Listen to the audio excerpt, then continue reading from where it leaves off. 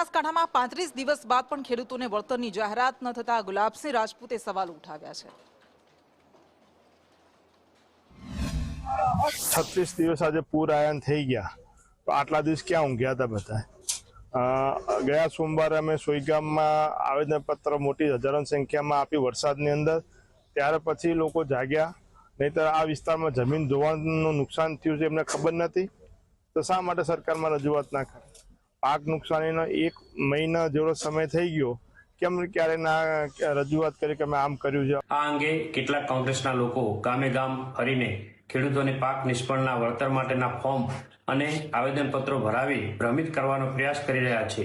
હું સ્પષ્ટ કહેવા માંગુ છું કે આવા ફોર્મ કે આવેદનપત્રોથી કોઈ વળતર મળવાનું નથી। પ્રદેશ અધ્યક્ષ શ્રી જગદીશભાઈ વિશ્વકર્માજી અને કૃષિ મંત્રીશ્રીને વિગતવાર રજૂઆત કરી છે।